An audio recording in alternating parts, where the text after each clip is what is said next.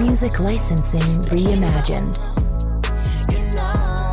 Covered in this life until forever.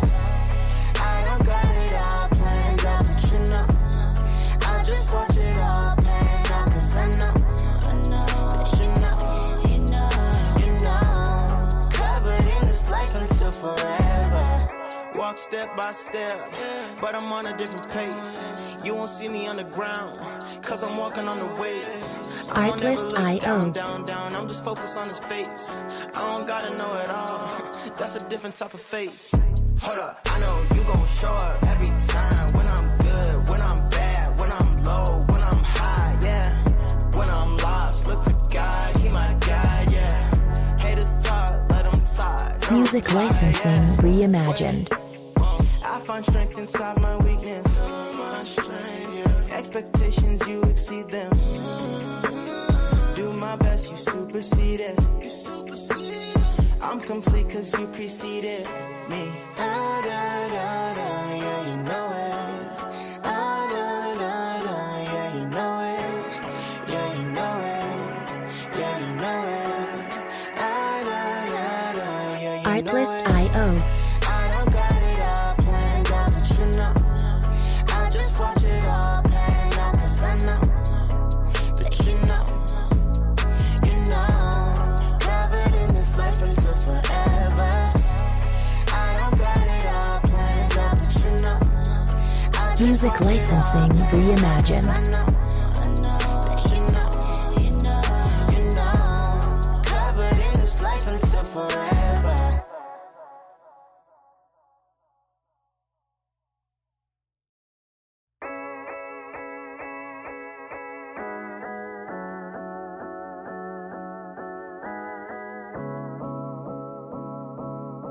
Artlist.io. I ain't tryna put on a mask and act like these things are just going past me like they nothing, like they nothing. 'Cause I know they something, and I just need you to know why I refuse to let Music licensing reimagined. even through the darkest day. I got to see the light, and the one I follow, yeah, he makes it easy. I know I don't got it all, I ain't got it figured out, but with every fall, he told me I'll make it out just the way he planned it out. All I gotta do is trust in him and know that he will work it out, work it out. Artlist.io. You know it. Ah, da, da, da, yeah, you know it. Yeah, you know it. Yeah, you know it. Ah, da, da, da, yeah, you know it. I don't got it all planned out, but you know, I just watch it all planned out, 'cause I know. Music licensing reimagined. Covered in this life until forever. I don't got it all planned out, but you know, I just watch it all planned out, 'cause I know that you know, covered in this life until forever. Walk step by step, but I'm on a different pace. You won't see me on the ground, 'cause I'm walking on the waves. I don't ever look Artlist.io. down, I'm just focused on his face. I don't gotta know it all, that's a different type of faith. Hold up, I know you gon' show up every time. When I'm good, when I'm bad, when I'm low, when I'm high, yeah. When I'm lost, look to God, he my guide, yeah. Haters talk, let them talk. Music licensing reimagined. I find strength inside my weakness. Expectations, you exceed them. Do my best, you supersede it. I'm complete 'cause you preceded me. Ah, da, da, da, yeah, you know it. Ah, da, da, da, yeah, you know it. Yeah, you know it. Yeah, you know it. Ah, da, da, da, yeah, you know it. Artlist.io. I don't got it all planned out, but you know, I just watch it all planned out.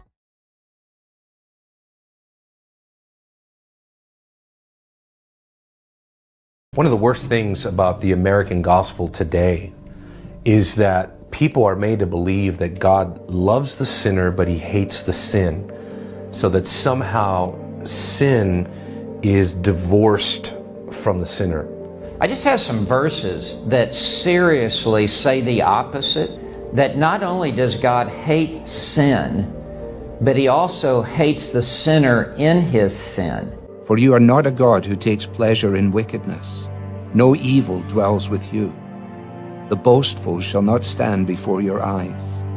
You hate all who do iniquity. The Lord abhors the man of bloodshed. Not just that he abhors bloodshed, he abhors the man of bloodshed. Jacob I loved, Esau I hated. I mean, there is a hatred of God toward the sinner.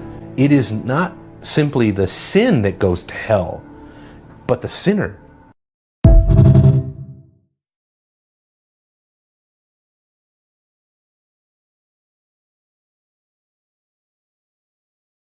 I was articulated yesterday by a couple of my friends that our country was not founded on Christian principles. Our country was founded on common law because the Declaration only refers to God 4 times in the Constitution. It doesn't refer to God at all. And it only articulates the structure of government. Remember that we were a collection of states and colonies, and you need to read the state constitutions before anything else. 9 out of 13 of the original states required you to be a Bible-believing Christian to serve in government at the time of the founding. You could even in actually 13 out of 13 required a declaration of faith. 9 out of 13 required you to be a Protestant, except Maryland, which was Catholic, which still required a declaration of faith.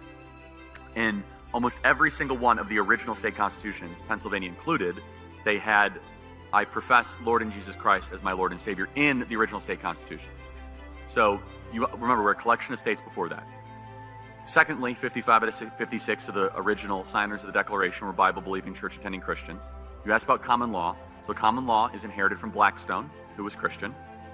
Common law is an outgrowth of the Scriptures. So let's go to 3 principles of common law: presumption of innocence, due process, and jury of your peers. All 3 are biblical principles. So, and all wrapped into the ultimate biblical principle that you shall not favor justice if you are rich or poor, which is in Leviticus 19, right before the most famous part of Leviticus 19, which is that you should love your neighbor as yourself. But before that is that in the administration of justice, you shall not favor the rich or the poor, which is the idea of blind justice. We get that in the West, which is incorporated also in the New Testament ideal. Neither slave nor Greek nor Jew, you are all one in Jesus Christ, which we get the idea of human equality. These are all biblical ideas. They're not Enlightenment ideas, which is they kind of get conflated at the time. But more importantly than that, they say that God was only mentioned 4 times in the Declaration of Independence. Well, that's a big deal, okay? Laws of nature and nature's God. The last paragraph of the Declaration reads as a prayer. It says, "We appeal to the supreme judge of the universe." Who's the judge of the universe? Jesus Christ, as it says in Revelation, that Jesus will judge the earth on his throne. So in the Declaration, they were praying to Christ our Lord as a prayer very specifically. Thirdly, as I said on stage yesterday, Deuteronomy was by far the most quoted book, religious or non-religious, in the time of the founding when they were putting together the Constitution, more than John Locke, more than Montesquieu, more than Blackstone. So the book of Deuteronomy, which talked about laws, customs, traditions. It was Moses' farewell address as he's about to say goodbye, say, hey, good luck in Canaan, guys. Here's how you should set up your form of government. But finally, and most importantly, let's look at actually what the founders said. John Adams famously said the Constitution was only written for a moral and religious people. It was wholly inadequate for the people of any other. The body politic of America was so Christian and was so Protestant that our form and structure of government was built for the people that believed in Christ our Lord. One of the reasons we're living through a constitutional crisis is that we no longer have a Christian nation, but we have a Christian form of government, and they're incompatible. So you cannot have liberty if you do not have a Christian population. So that's just a surface level belief. So then they'll go to the First Amendment, which has two parts of the First Amendment which get conflated. First of all, separation of church and state is not in the U.S. Constitution. That is a single letter that Thomas Jefferson wrote in 1807 to the Danbury Baptist Convention in Massachusetts, assuring them that the government would not come after the church, okay, which is the opposite of what they would say. However, that was then resurrected by the Warren Court and the Burger Court in the 60s, where they said, hey, all of a sudden we're now going to make this as if it's the Constitution. It does say in the Constitution 2 things, which is the Establishment Clause and the Free Expression Clause. The Establishment Clause is that Congress shall make no law prohibiting the free exercise thereof. What they were most worried about was a Presbyterian or a Anglican or a Quaker type religion taking over the federal government. Instead, it was that there is not going to be a state-run religion or a state-run government. Did you know that one of the first acts of Congress was taxpayer-funded Bible printing and distribution? Did you know that there were church services held in the Supreme Court building as late as the Jackson presidency in the 1820s? But going back to this idea of separation of church and state, and again, I could riff on this ad nauseum because it's just so ridiculous, right? Is that it's not biblical because, first, it's not biblical. It's not constitutional because you go a layer deeper. People that even say that, do you believe in separation of morality and state? Nobody does. So all laws are a reflection of morality, and all morality comes from somewhere. There is no such thing as neutral morality. And we believe what the founders believed because they put it in the halls of Congress, they put it in the Supreme Court, and they put it all throughout the country, which is that the Decalogue, the Ten Commandments, is the core morality of how a society and a civilization should exist, right? The Ten Commandments of every person. And finally, and this is the kicker, if the founding fathers were not Bible-believing church-saying Christians, why did they put Leviticus on Liberty Bell? Not John, not Psalms, not Proverbs, not Genesis, Leviticus. Most Americans can't spell Leviticus. Leviticus 25:19, proclaim liberty throughout the land of which you are in. It is one of the most sinister, most unsubstantiated lies that does not come up against any sort of academic scrutiny. This idea that the founding fathers were a bunch of Enlightenment common law deists. The reason they hate it is because the reason they must say this is that if we actually go back to our Christian roots and we go back to where we once were, it's America's best hope for revival and for a great future.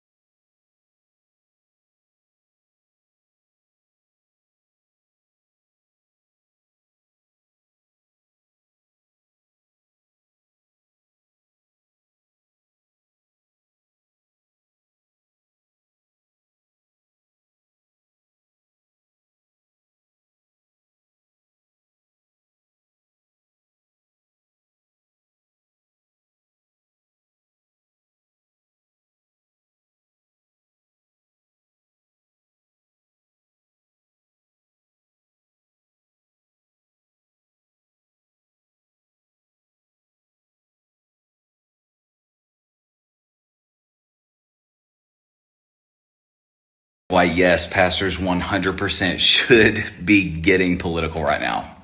Guys, because we live in a hyper-politicized culture, everything is political now. If you haven't figured this out yet, the strategy of secular progressives is to take moral issues and then reframe them as political issues so that they can then accuse any pastor who disagrees with them of, quote, getting political. So like, here's my reality as a pastor. If I talk about anything, abortion, marriage, gender, sexuality, immigrants, the poor, literally anything, I get accused of getting political. But in the words of my friend, Pastor Josh McPherson, the church isn't getting more political. Politics are getting more theological. When the government moved past things like teaching math, building roads, and issuing driver's licenses to things like redefining marriage, erasing gender, reframing late-term abortion as reproductive rights, and then indoctrinating everybody's kids into believing those things, hey guys, church didn't move.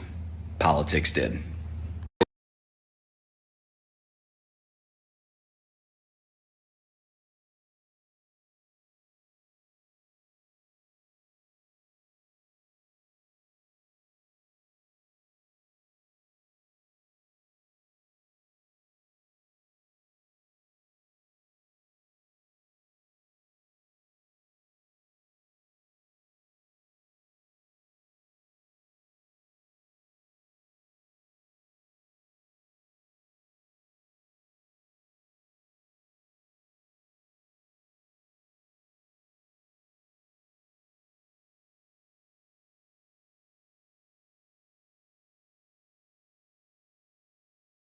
Hold on. There we go. Can you guys hear me? Are we good? Are we good? All right. Sorry about that. Something was going on with my sound. Anyway, what I asked was, should Christians be involved in politics? And I stated simply that it's not that Christians should be involved in politics. It's that most political issues now delve over into theology or biblical issues, such as we always talk about abortion. And right now we have a particular party that's whole platform is all about abortion.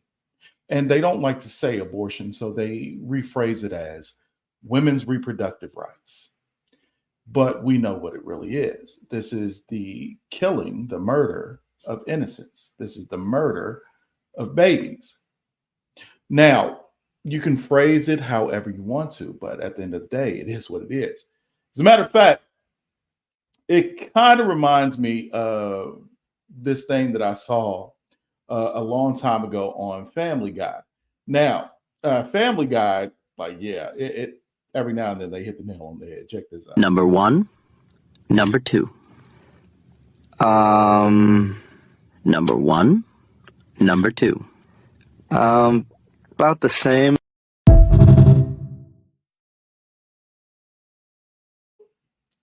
There. It was showing a clip of the archdemon Moloch. And the ritual used to go that they would erect these large statues to Moloch, who, let's just say, it was a pagan demon. And they would put fires under the hands of this outstretched demon, this statue to this demon. And they would place the babies on top of this piping hot metal. And the baby, to get away from the pain of having its flesh seared, would roll itself into the fire. So when I tell people that elective abortions, things like that, borderline demonic, that's what I mean. We are using the same phrases, terms. You can justify it how you want to. They even try to dehumanize exactly what that baby is. So I guess somehow they've done this mental gymnastics to where they've separated themselves from baby on the outside of the womb, baby on the inside of the womb, different. See? So they'll use terms like, oh, it's just a fetus, even though we know fetus means offspring. That just means baby. We can call a 2-year-old our offspring, same way a fetus, Latin, offspring. But they have to dehumanize clump of cells. I know you've heard the term. Clump of cells. They have to dehumanize it because otherwise you see it for what it is, which is murder. Now, they always talk about Christians indoctrinating children. Now, what they don't talk about. Now, my wife had to go through this week. She has a friend, I won't name her name, but this friend is very much on the left, and she is an educator. And she always talks about how Christians, et cetera, and those on the right are trying to indoctrinate children into their beliefs. I don't disagree. I don't disagree. I did try to get my children to believe in what I believe, because I thoroughly believe that if you are outside of the covenant with God, you're going to go to hell. It is our job as Christians to spread the word. So the verse goes, as for me and my house, we shall serve the Lord. So yeah, I believe that it is my job to teach my children when it comes to that aspect. It is an educator's job, or public education especially, to stick to the subjects of math, reading, English, science, things like that, as opposed to trying to teach my son or my daughters anything when it comes to their social justice and all this. Now, have you seen what just recently happened at a California school? If not, yeah, take a gander at this. Do you guys think this is normal for them to bring politics into school? And if they vote for, I live in California, by the way, but if you vote for Kamala Harris, then you're going to get a pizza party. But if you vote for Donald J. Trump, apparently you are excluded. They said that my teacher was screaming at us saying the other class was voting Trump, so they don't get to use the paper patches. Now the school supplies for the girls, they don't get to use the computers, the chargers, or the, what's it called, the scrunchies, the deodorant, or stuff like that. Okay, so you guys don't get to use this stuff. It's okay. And then what was said about the pizza party? That we don't get the pizza party because only the kids that only our class that voted Kamal get to eat the pizza party, but some of the kids didn't vote for Kamal, they voted for Trump. So then what's going to happen to them? They're not going to be included. Only the kids that voted for Kamal. Hello. So I had a couple questions for you. So I heard that Giselle told me that you had mentioned that the kids that are not going to attend the pizza party are the kids who voted other than Kamala. Now, mind you, this is the mother who's called over specifically to speak to this teacher after the child came home and showed her that this particular teacher has said they did a mock trial trying to see where the children lay, basically, where they were politically, who they were voting for, etc. And yeah, I'll let this keep going. Wait, say it again? That you had told the class that whoever votes for Kamala will get a pizza party, but those that don't will not be included in the pizza party. For Harris? Yeah. What period is your daughter in? I am not sure.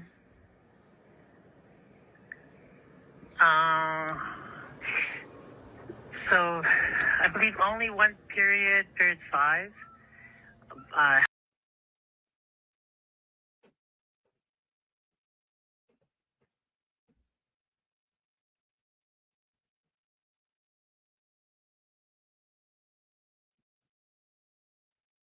Uh-oh. Having some issues with the volume. Okay, so I'll go ahead and tell you how it goes. So this teacher goes on to say that no, only the children who voted for Kamala Harris will get the pizza parties because Democrats are the party of the poor or the party of universal health care. They're the party that tries to help people. Now, see, that right there is indoctrination in itself.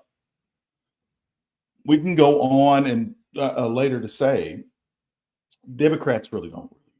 They don't care about people. They care about power. They always talk a good game about how they're trying to help people with housing or money, etc. But let's be real. We see what's going on right now. They're not interested in helping American people.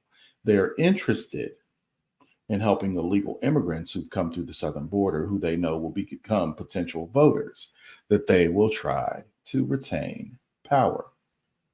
Very simple. Now, I'll say,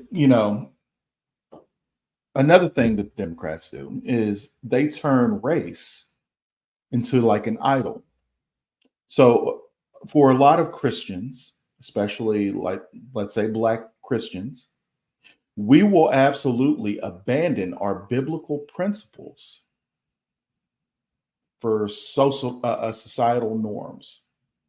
What we perceive as something being very important, such as our skin tone, we will forsake everything that we believe in just to follow the political party that tells you how important your skin is. We make our skin, like I said, an idol instead of worshiping Jesus, who, when we get to heaven, there will be no race. It's not like one side of heaven is going to be like, oh yeah, you on the north side of heaven, you good. This is where all the Black folks are. No, that's not how that works. It's not how that works at all. But of course, like I said, this is the political party that panders, that is I can't find a more anti-God party than the Democratic Party and what they've become. And people sit there, they're surprised that I say these things. You shouldn't be. Like I said, one of their biggest platforms is abortion, which, let me tell you, I don't think God's going to be happy about you destroying innocence in the womb, you murdering babies. I mean, one of the 10 commandments is, thou shalt not commit murder. We can talk about how they are going straight to this gender ideology. God's word is very clear. I made them man and woman, male and female. Every little gender and all this other stuff in between, man made that. Democrats made that. That is not God's plan. We can talk about the homosexual agendas. And I'll tell you again, once again, homosexuality is sexual immorality in God's eyes. It's no different than cheating, adultery, sodomy, pedophilia, all these things. It's no different whatsoever. Yeah. So who pushes homosexuality toward the people? You have to be accepting of this. No, I don't. I will show them the love of God, absolutely. But I do not have to accept sin. I played a video earlier before we started that actually touched on that very same subject. And he was like, people use phrases like God hates the sin, loves the sinner. No. God hates the person who's in sin, who's living in sin as well. We got to stop. We got to come away from that nonsense, because that road right there leads straight to hell. As I said, there's not a political party that is so anti-God as the Democratic Party. I mean, when the Church of Satan and the Luciferian Church are in lockstep with a political party in America, that should tell you something. As a matter of fact, did you guys see what just happened at a Kamala rally? If you didn't, check this out.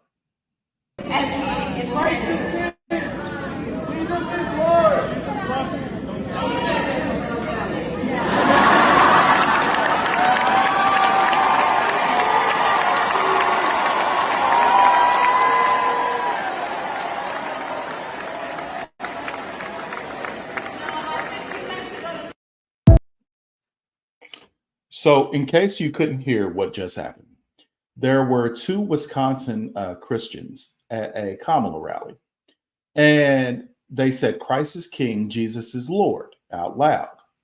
And she says, I think you guys are at the wrong rally. And the crowd goes crazy. Yeah, boo. And the reason why they were clapping is because those two Christians who were brave enough to stand up to this agenda pushed forward, this demonic agenda being pushed forward by the Democratic parties. And that right there is their representative that they have installed, as opposed to the the democratic process, and actually elect her to be running for president. But anyway, I digress on that point. But they're clapping, cheering, all this other stuff because those two Christians were removed. Check this out.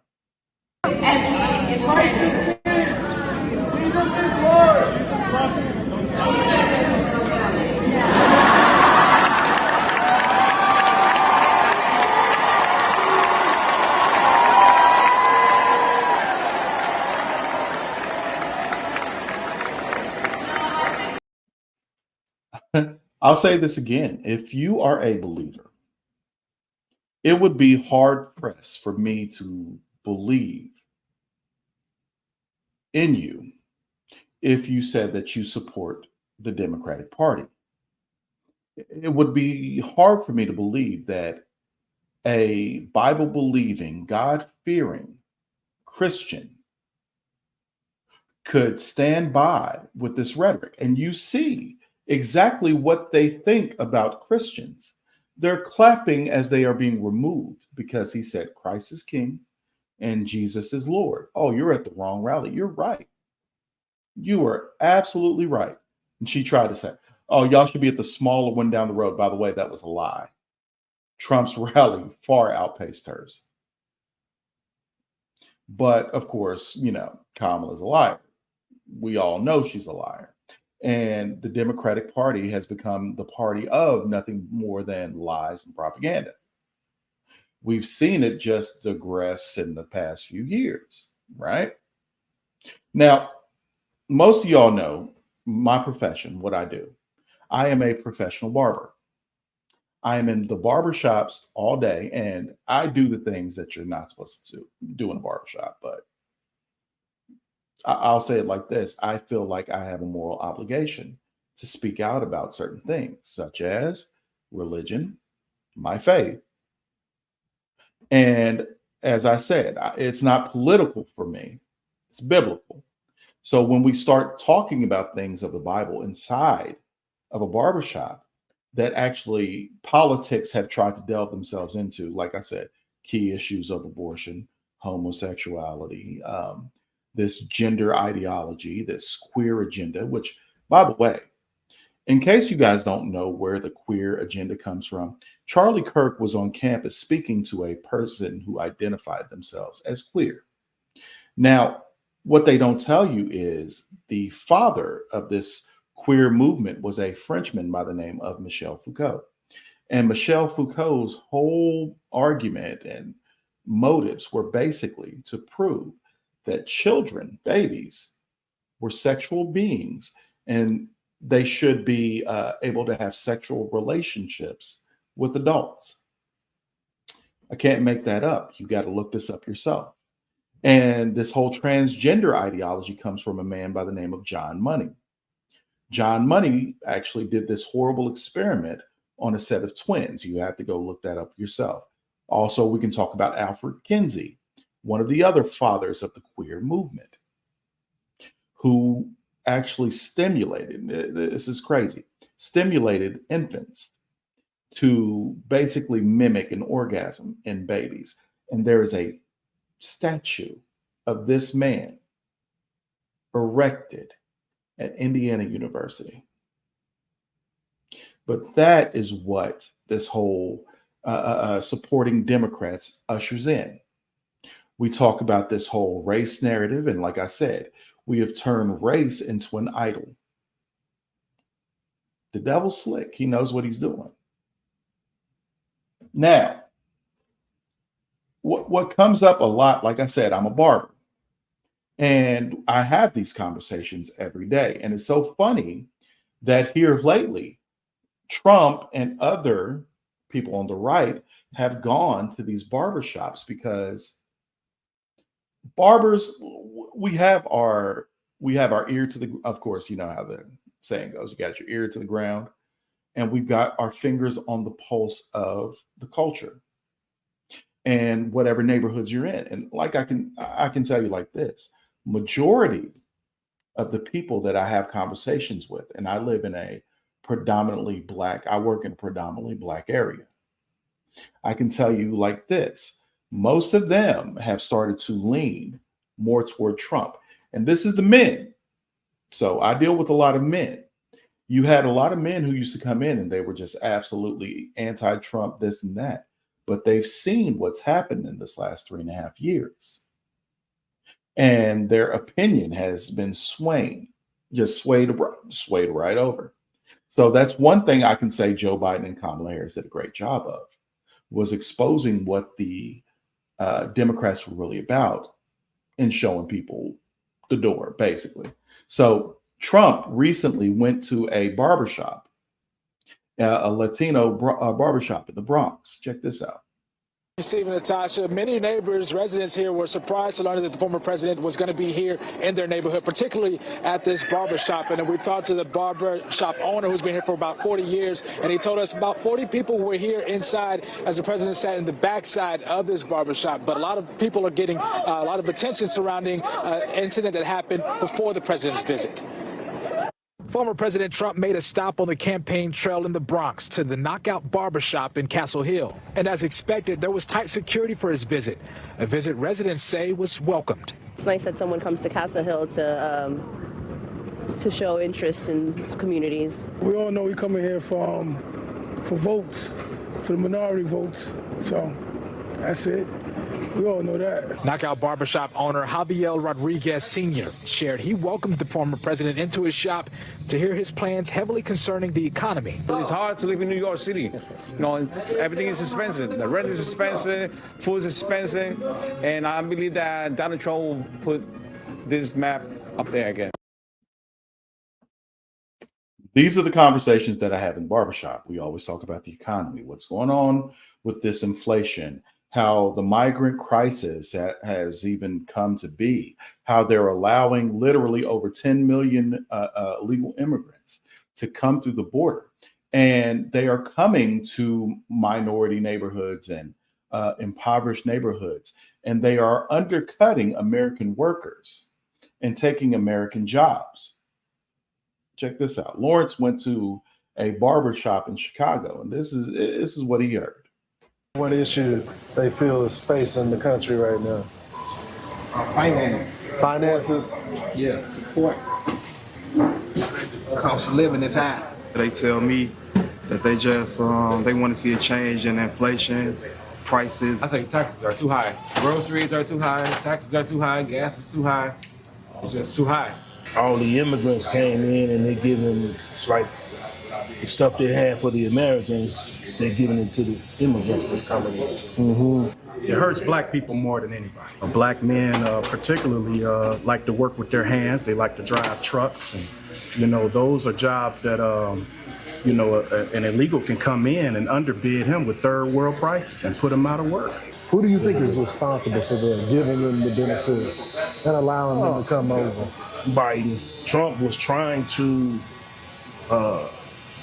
keep them out, so to speak, as much as he could, but Biden just like let the gate open. Yeah. So, of course, like I said, first day in office, what does Biden do? He repeals issues over 90 executive orders. And in those executive orders, he repealed our border security. He took away Remain in Mexico, let Title 42 lapse, all this other stuff. Excuse me. Because, and I want you to know, like I said, they are putting these they are literally flying these illegal immigrants into the country, and they are placing them in swing states. It's a strategy. Very simple, a strategy. And I will tell you like this, Trump has already campaigned on there will be a mass deportation. Like, your time has run out. And I think it needs to be that way. So, yeah, because what happens to put Americans first? See, that isn't what the Democrats stand for. Like I said, Democrats want power. They will use whatever means they have to get that power. And, you know, Christians, I got to get back to my Christians. Christians have a tendency not to vote.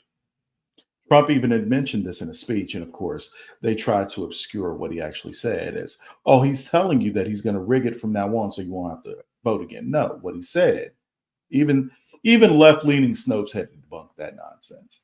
But what he said was, after this one, we're going to have everything straightened back up. Christians don't go to vote. We need you guys to come out and vote. And that's the truth. My mother, who calls herself a Christian, she calls herself a follower of Christ. She is so enamored, that's the wrong word. She is so upset with Democrats, and she's been a lifelong Democrat, that she has chosen to just forsake voting. She doesn't even want to vote. And she won't listen to anything about what the Republicans stand for or what Donald Trump stands for. And she, like I said, she's already got her mind made up. Now, here's my question I want to ask you guys. A lot of people have had issue with who Trump is. And the question always comes up as, do you believe that Trump is a Christian? Do you believe that Trump is really going to be for religious freedoms and Christianity and morality because he is such an immoral person? He's a rapist. He's a misogynist. Let me ask y'all something. Do y'all remember who King David is? If you've ever read your Bible. So those are the same people who would say that, no, King David can't be of God, even though God himself said that David was a man after his own heart. Look what he did. Look what he did to Uriah. He desired to have Uriah's wife, Bathsheba. So he put Uriah the Hittite on the front lines to have him killed. So he could basically hide his affair. Yeah, that's a man after God's own heart. That is a person who God can also use, right? How about Noah? Noah and his family Noah was a drunkard. God used him, spared him and his family during the flood, right? Now, it's even funny to me. So if y'all ever see what Jesus actually said, so I'm going to read this to you. The Son of Man has come eating and drinking, and you say a glutton and a drunkard, a friend of tax collectors and sinners. That is Luke chapter 7, verse 34. See, man, we have a tendency, like I said, to judge on the outward.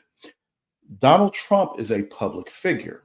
So all of his sins are on display, full display for everybody to see.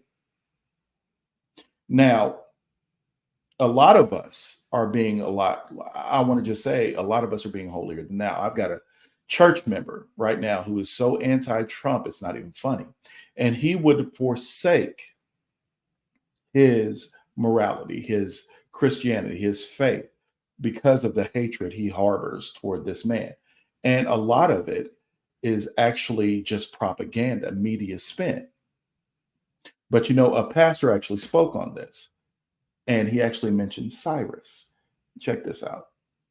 Is the person that I say is better to be the president of America. So many people say, but Trump lies and he does all these things. And I said, wait a minute. I wasn't looking for a bishop. I'm looking for a leader of a country who can have at least some rules and regulations or some policy that looks like some biblical doctrines are in his skull. And I look at it and say, okay, Trump is the only one. The other one is thinking of killing babies. The sister. The birth certificate, in her biography, she has got a picture of her standing with her grandmother. And then we found the death certificate. Their grandmother died when she was not even born. She was in 1964 and the grandmother died in 1965. But she has a picture standing with her. Maybe she resurrected or something. Trying to lie to black people that she's Indian, she's black here, and tomorrow is Indian. That doesn't mean to say Trump is of God. He will be used just like Cyrus. Cyrus was not of God, but God was using him to correct his people. So God can use a non-believer to deal with believers, just as a vessel.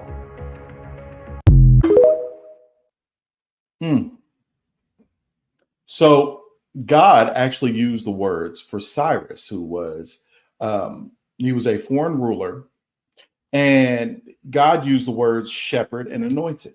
God actually stirred Cyrus's heart to help the Jews, his people.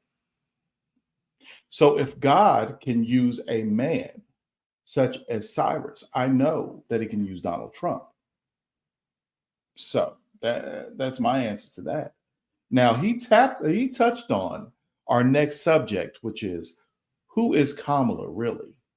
So Candace Owens had done this expose, kind of digging into her genealogy. So we'll get into that next on Simply Sunday. I will be right back. See you in a second.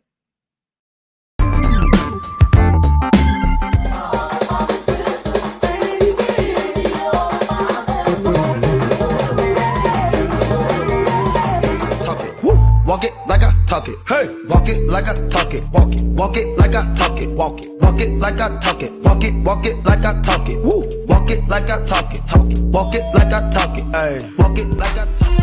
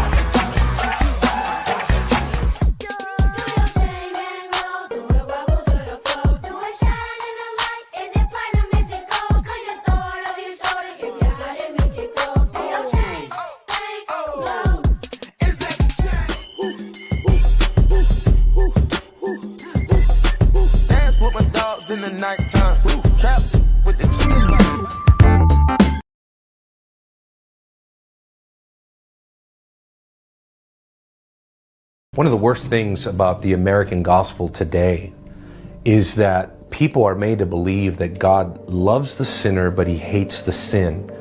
So that somehow sin is divorced from the sinner. I just have some verses that seriously say the opposite, that not only does God hate sin, but he also hates the sinner in his sin. For you are not a God who takes pleasure in wickedness. No evil dwells with you. The boastful shall not stand before your eyes. You hate all who do iniquity. The Lord abhors the man of bloodshed. Not just that he abhors bloodshed, he abhors the man of bloodshed. Jacob I loved, Esau I hated. I mean, there is a hatred of God toward the sinner. It is not simply the sin that goes to hell, but the sinner.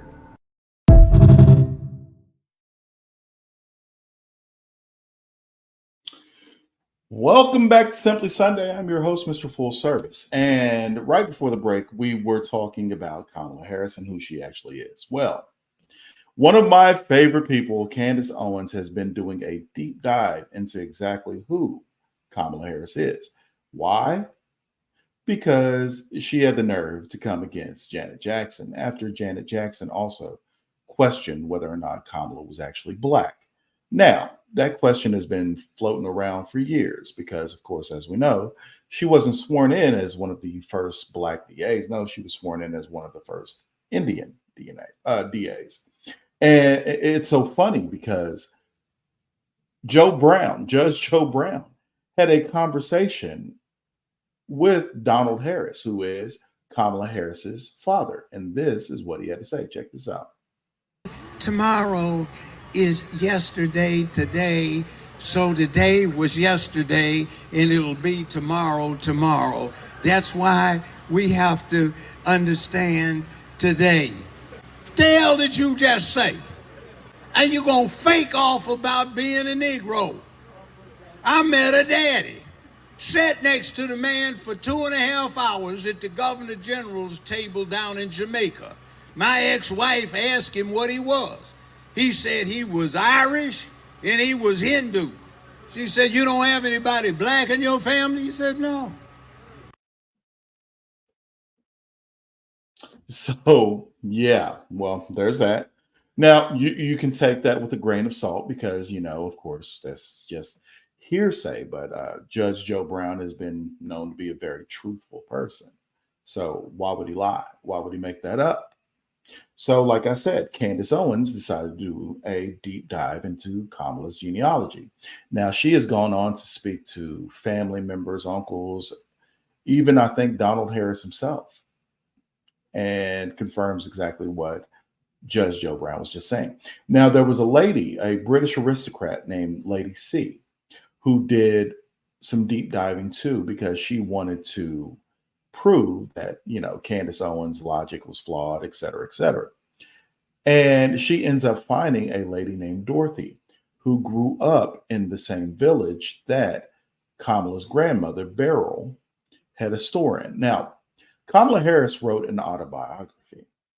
And in this autobiography, she puts in pictures of her Black grandmother, Grandmother Beryl.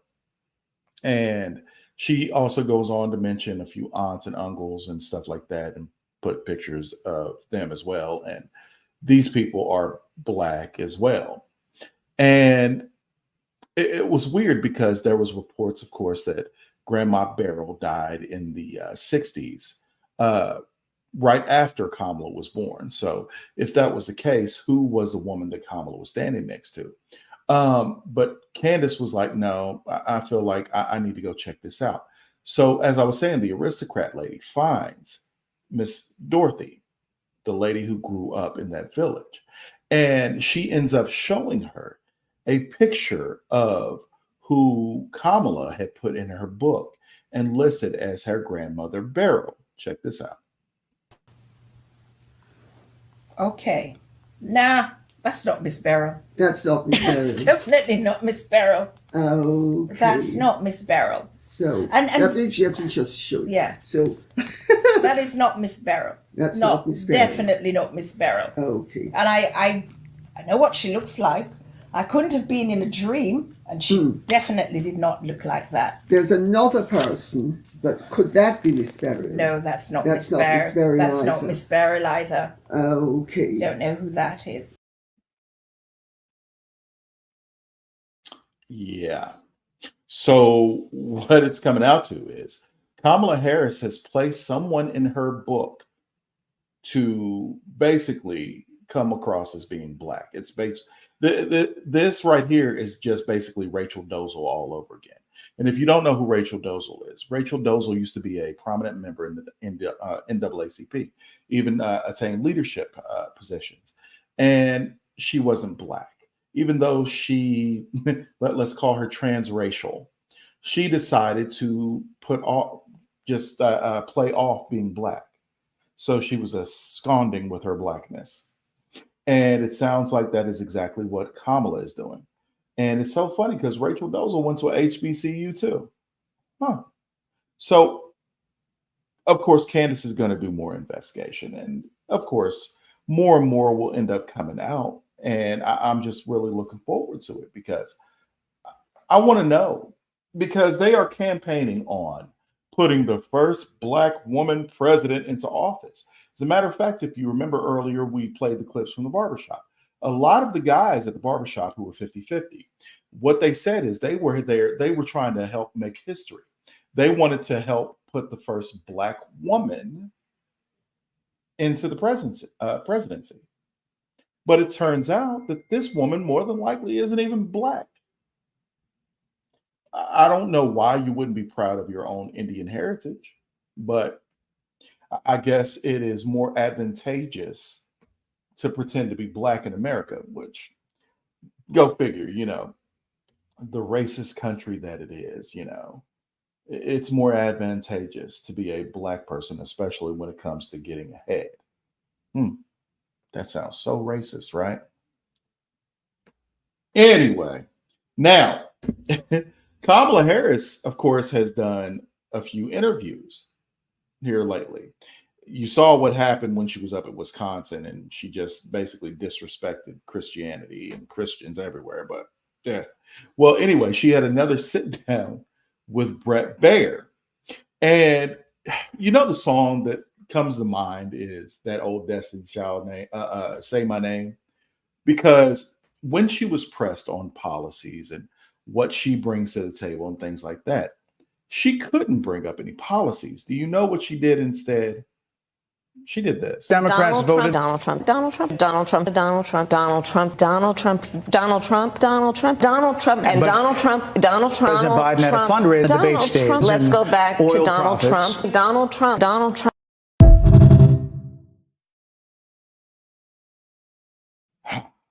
You know, one of the things he said was over 70% of Americans think that right now America is headed in the wrong direction.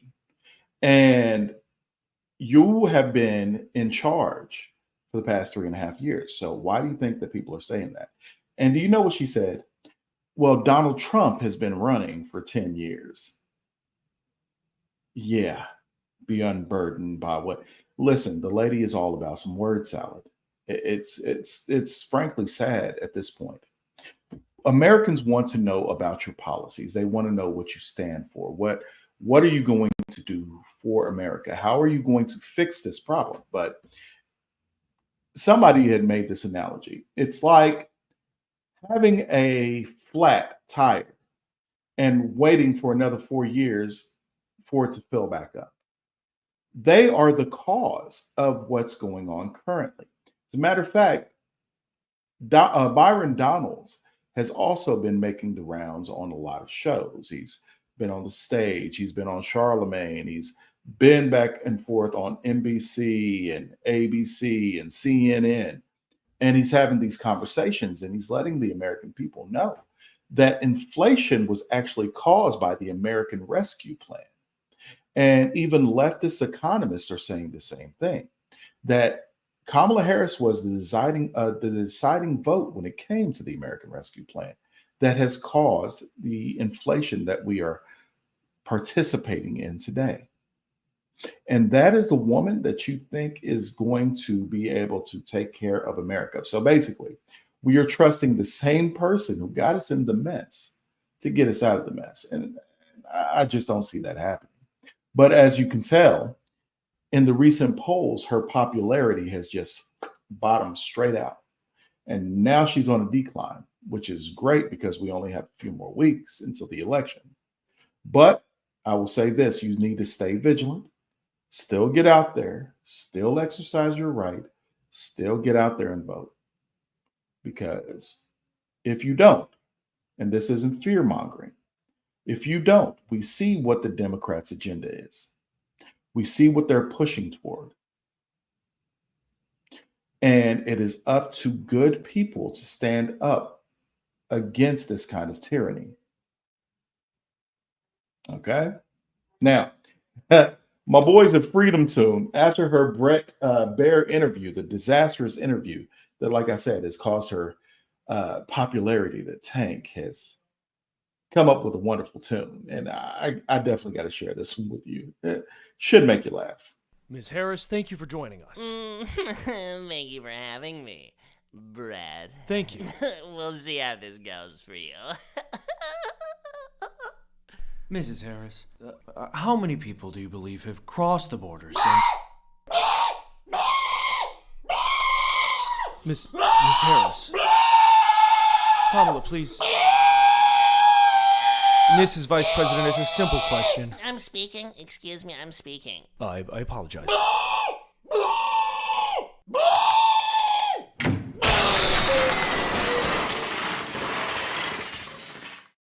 All right, well, I'm just gonna say it. She destroyed him! Oh my gosh! Right? Oh golly, he's so embarrassed. I bet those Republicans are regretting that one. Kamala! Kamala! Kamala!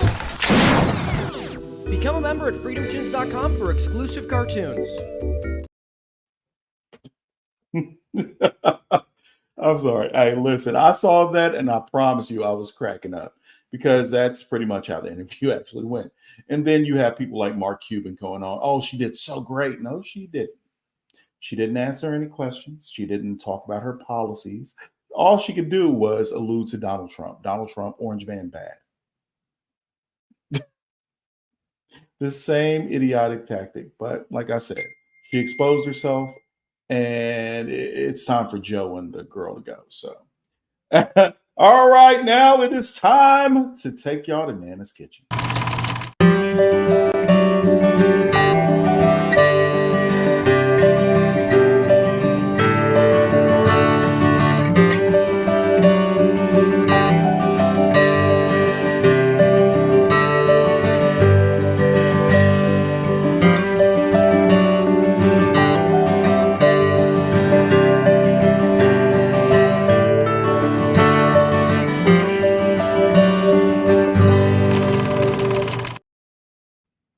All right, this week on Nana's Kitchen, we will be going over Marry Me Chicken. Now, this is a recipe that I've made for my family a few times, and this is the cheating version of Marry Me Chicken.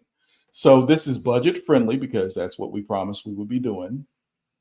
Budget friendly meals that you can share with your family and your friends, and we can get back to some old school values and principles and traditions like we used to have, like sharing a meal, hanging around the table, putting your phones down, actually talking to each other. So check this out.